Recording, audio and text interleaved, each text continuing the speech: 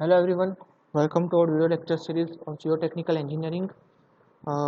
We are studying chapter shear strength of soil, and from the last lecture we had noted down the Moore-Coulomb strength theory and get one equation of shear strength.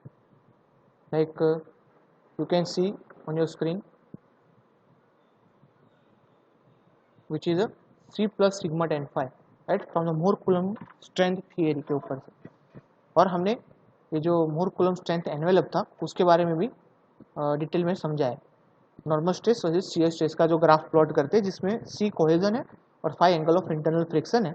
और ये जो strength envelope जो हमने last lecture में दिखाया था वो है S is equal to C plus sigma tan phi.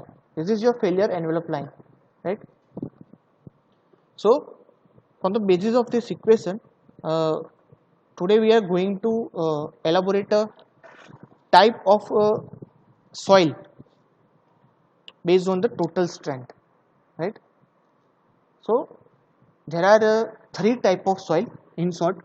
First one is the cohesion-less soil, then after it is a frictional soil or non-cohesion, purely non-cohesive soil, or another one is C5 soil, मतलब cohesive frictional soil. Okay. So you can see here that this is the graph of Moore-Coulomb failure envelope, right. But here आप screen पे देख रहे हो हम लोग cohesion less soil की बात कर रहे हैं जिसको हम फाई सॉइल भी कहते हैं. कोहेजन लेस मतलब कोहेजन बिल्कुल नहीं, C इज इक्वल टू 0 हो जाएगा, ठीक है. तो सॉइल अंदर क्या रहेगा, सिग्मा tan phi. जो हमारा फेलियर एनवेलप का इक्वेशन है शियर स्ट्रेंथ का, C plus sigma tan phi. और यहाँ पे कोहेजन लेस सॉइल है तो उसके कारण क्या होगा, these are the soil which do not have a cohesion. So C is equal to 0. तो इक्वेशन क्या बनेगा अब नया, S is equal to sigma tan phi. अब ये जो सिग्मा tan phi है C 0 हो जाएगा तो ये जो हमारी मेन फिगर है एक्चुअल ये वाली, ठीक है, एक्चुअल फिगर में ये C जो है हमारा वो 0 हो जाएगा, मतलब ऑर्डिनेट पे आ जाएगा. तो ये जो लाइन है यहाँ पे होगी और यहाँ से पास होगी ऐसे, राइट. तो आप फिगर में देख सकते हो यहाँ पे graph plotted between normal stress to shear stress and C is equal to 0, that's why it will pass from the origin, and the angle between this normal stress to failure envelope which consider as a phi, angle of internal friction, and the equation is C plus sigma S is equal to sigma tan phi because C is equal to 0 obviously. So here this soil derives the shear strength from the irregular friction. Okay, जो भी strength होगी soil की वो सिर्फ और सिर्फ इंटरग्रेन्युलर friction के कारण मिलेगी आपको, क्योंकि कोहेजन होगा नहीं अंदर. Then this soils are also called frictional soils. Okay, obviously is a cohesionless soil and phi is the angle of internal friction and there is a cohesion is 0, so it will be called frictional soil. For example आप ले लो कि जो sand है या फिर gravels है या फिर उससे बड़ी साइज बोल्डर्स ले लो या कोबाल्ट ले लो, राइट. वो सब कौन से पार्टिकल्स आएंगे, कोहेजन लेस में आएंगे, ठीक है. उसके अंदर क्यों क्ले के कंपोनेंट्स नहीं है या फिर प्लास्टिक सिल्ट का कंपोनेंट नहीं है, इसके कारण वो सिर्फ फ्रिक्शनल सॉइल कहलाती है, ठीक है, sand and gravels. So that the equation for the strength is क्या बनेगा नया इक्वेशन अब हमारा, जो C plus sigma tan phi था, C तो मैंने 0 कर दिया तो क्या बन गया, S is equal to sigma tan phi, ठीक है, जिसकी हमने ये फिगर ड्रॉ की है. तो ये थी हमारी कोहेजन लेस सॉइल. अब बात करते हैं हमारी कोहेजिव सॉइल के बारे में, जिसको हम प्योरली कोहेजिव सॉइल कहते हैं, ठीक है. जिसे हम कोहेजन लेस सॉइल को फाई सॉइल कहते थे, वैसे प्योरली कोहेजिव सॉइल को हम C सॉइल कहेंगे, ठीक है. C stand for cohesion. From the figure you can see here same failure envelope, normal stress versus shear stress का ग्राफ, ठीक है. यहाँ पे जो हमारी सॉइल है टोटली कोहेजिव सॉइल है, उसके कारण जो एंगल ऑफ इंटरनल फ्रिक्शन है वो 0 हो जाएगा. जो प्योरली कोहेजिव सॉइल होती है उसका एंगल ऑफ इंटरनल फ्रिक्शन 0 रहता है. तो हमें क्या मिलेगा, शियर स्ट्रेंथ सिर्फ और सिर्फ कोहेजन के कारण. So here you can see on your screen that there is a word, these are the soil which exhibits cohesion but the angle of shearing resistance phi, मतलब angle of internal friction is 0. Okay, these soils are called sea soils also. For example, a saturated clay, जो भी saturated clay होगी वो purely cohesive material होगी, ठीक है, उसमें phi 0 हो जाता है. And the equation for the shear strength क्या हो जाएगा फ्रॉम द फेलियर एनवेलप का इक्वेशन है C plus sigma tan phi, right. So here phi is equal to 0, sigma tan phi will be 0 हो जाएगा. इक्वेशन क्या रह जाएगा शियर स्ट्रेंथ का, S is equal to C, right. So that figure is something parallel to the normal stress. Okay, ये line जो है कोई एंगल नहीं है, 0 एंगल पे बनेगी, सिर्फ और सिर्फ C की वैल्यू है, तो S is equal to C. इस तरीके से हम फिगर ड्रॉ कर पाएंगे, ठीक है. नॉर्मल स्ट्रेस से पैरेलल लाइन ड्रॉ करेंगे.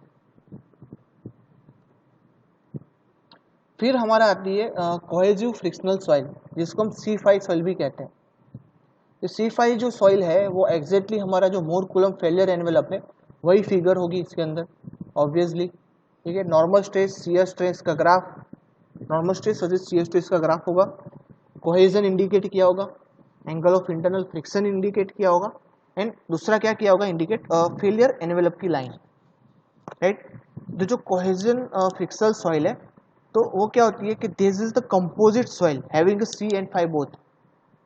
Okay, this soil is also called a C5 soil. From you can see from the name you can see that on your screen it is cohesion frictional soil, so it is C5 soil, right. For the best example clay sand ले लो आप, या फिर silty sand हो गई, या फिर Sandy clay हो गई, ठीक है, जिसके अंदर सैंड एंड क्ले दोनों कंपोनेंट्स आ रहे हैं. जनरली कोई भी सॉइल होगी हमारी from the ground we can take for the sampling, it has C5 property. Okay, neither it is purely cohesive, it has C5 properties. So the what will the equation will become due to this reason. So it is you know about the equation that of Mohr Coulomb, right. So shear strength is C plus sigma tan phi. Okay, and the soil has also C and phi both, right. It's a composite material, so equation will remain same, shear strength equation will remain same, S is equal to C plus sigma tan phi, because we have both the component. Okay, both the shear strength parameters are we have, so the equation will become remain same. Okay, तो ये था हमारा type of soil based on is total strength. अगर आपको EGTU में काफ़ी बार ये example पूछा उन्होंने, अब तक मान लो आप 5 से 6 बार पूछ लिया, ओके, इसके चांसेस ज़्यादा है पूछने के. Okay, type of soil more theory समझा दो, उसके बाद ये type of soil based on the total strength लिख दो. पहली आएगी आपकी cohesion less soil, send purely cohesive soil, and another one is cohesive frictional soil. अब ओवरव्यू करूँ तो जो कोहेजन लेस सॉइल है मैं उसको फाई सॉइल कहता हूँ, प्योरली कोहेसिव सॉइल है मैं उसको C सॉइल कहता हूँ, और जो कोहेजन फ्रिक्शनल सॉइल है उसको मैं C5 सॉइल कहता हूँ. ठीक है, बस इतना ध्यान में रखना है. अब नेक्स्ट हम मूव करते टॉपिक के ऊपर, वो है shear strength based on is drainage condition. Another most IMP exam question. So this theory basically belongs to calculate the shear strength of soil throughout the following equipment like box shear test and triaxial test. Okay, so from the basis of this instrument we will going to find out the C and phi of the soil, and from the equation of S we will get the shear strength. C plus sigma tan phi वाला equation है जो उसके ऊपर से, right. तो यहाँ पे उन्होंने 3 टाइप की कंडीशंस ली है shear test based on drainage condition के अंदर. 3 टाइप्स है, अगेन मोस्ट IMP क्वेश्चन है. फर्स्ट होगा आपका unconsolidated undrained test, another one हो जाएगा आपका consolidated undrained test, and third one हो जाएगा कंसोलिडेटेड ड्रेन टेस्ट. अब आप लोग जो उसके नाम है उसके ऊपर एक बार फोकस कीजिए, आपको ज्यादातर थियरी उसके अंदर ही एक्सप्लेन हो जाएगी. पहला टॉपिक का नाम है हमारा अनकंसोलिडेटेड अनड्रेन टेस्ट. सो यहाँ पे जो कंसोलिडेटेड फेनोमिना है, ठीक है, due to the pressure it will be consolidated throughout the expulsion of pore water pressure, right, to settle down the soil. तो इट इज अ कंसोलिडेशन. तो ये जो सॉइल होगी उसके अंदर हम कंसोलिडेशन भी नहीं होने देंगे और पानी को ड्रेन आउट भी नहीं होने देंगे. क्लियर. तो ऐसी कंडीशन में हमें सॉइल की कितनी स्ट्रेंथ मिलती है वो हमें पता चलेगा. सो हम उसको समझते हैं अभी line to line. So in unconsolidated undrained test, no drainage is permitted during the consolidation stage. Okay, so consolidation stage है तब तक हमें कोई भी प्रकार का ड्रेनेज उसके अंदर से अलाउ करना नहीं है. ड्रेनेज को फिक्स करके रखना है, चॉकअप करके रखना है, right. The drainage is permitted into the shear stage.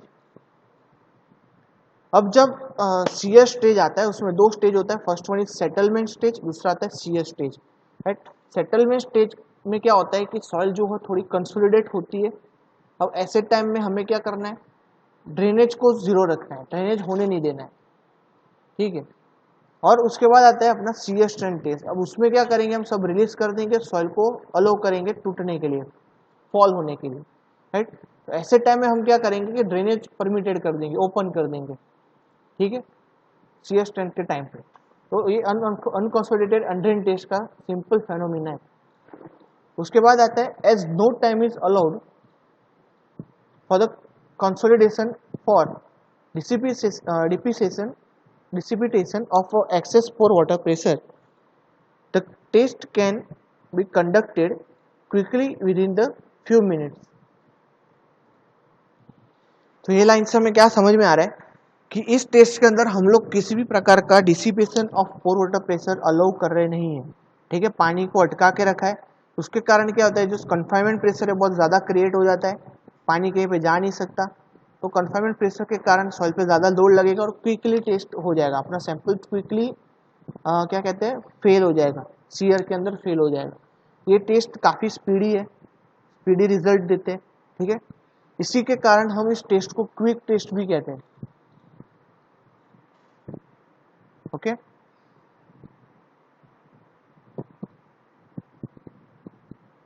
So this test is also known as quick test, which is denoted by Q test, capital Q test. Okay. उसके बाद बात करेंगे कंसोलिडेटेड अनड्रेन टेस्ट की. अब यहाँ पे क्या है, कंसोलिडेटेड अनड्रेन टेस्ट मतलब दो स्टेजेस है. कंसोलिडेशन होने दे रहे हैं लेकिन हम ड्रेनेज नहीं होने दे रहे, ठीक है.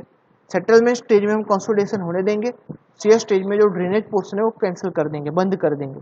तो अब ऐसे में क्या होता है वो देखते हैं आपके फिगर में.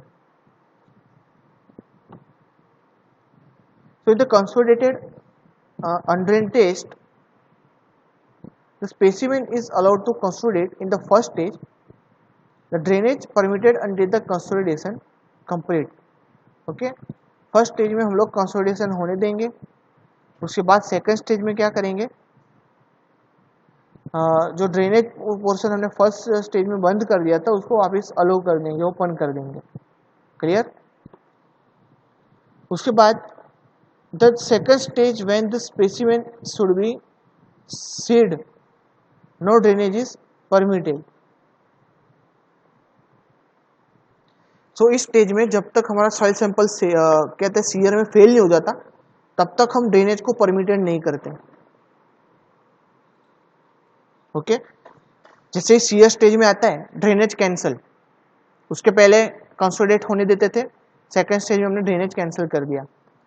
So the test is also known as the R test. ठीक है. ये जो हमारा कंसोलिडेटेड अनड्रेन टेस्ट है उसको हम R टेस्ट भी कहते हैं. Q used for quick test, S used for the slow test and R falls for the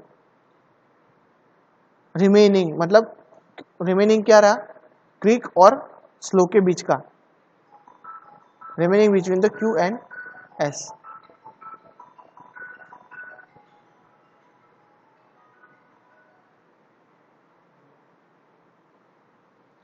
अब बात करते हैं हम लोग कंसोलिडेटेड ड्रेन टेस्ट की.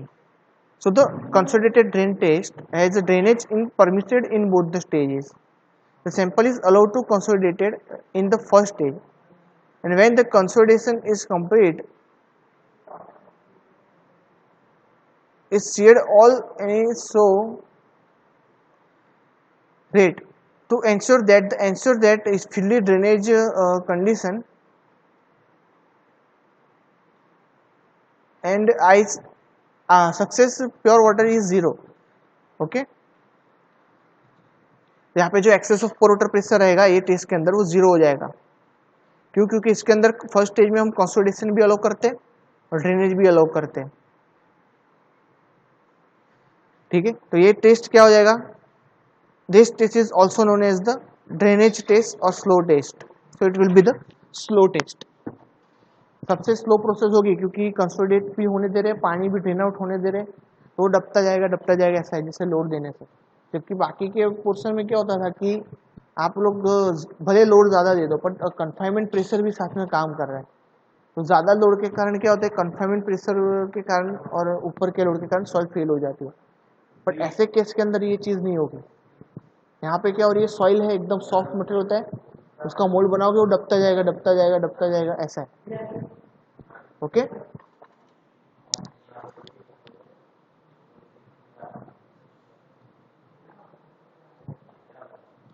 अब ये हो गई आपका test, shear test based on drainage condition. ठीक है, इसको हम यूयू टेस्ट भी कहते हैं, अनकंसोलिडेटेड अनड्रेन टेस्ट को हम यू टेस्ट भी कहते हैं। यू मतलब पहला जो दो इनिशिएटिव है उसको यू टेस्ट। जो कंसोलिडेटेड ड्रेन टेस्ट है हम इसको सीयू टेस्ट कहते हैं। ठीक है, सीयू, जो कंसोलिडेटेड ड्रेन टेस्ट है उसको हम सीडी टेस्ट कहते हैं। UU, CU and CD test, 3 test है based on its drainage condition. Shear test based on the drainage condition, there are 3 types. Okay, तो बस आज के लिए इतना रखते। नेक्स्ट वीडियो में हम लोग देखेंगे कि किस किस टाइप के इंस्ट्रूमेंट है जो हम शियर स्ट्रेंथ मेजर करने के लिए काम में ले सकते हैं। ठीक है, so the test for the shear strength will be the direct shear test, triaxial compression test, unconfined compression test and the vane shear test. Okay, so from the next lecture we can deal with this all the test and component and general definition of this all instruments, right? So आज बस इतना ही रखते, मिलते हैं next lecture में with new topics. Thank you.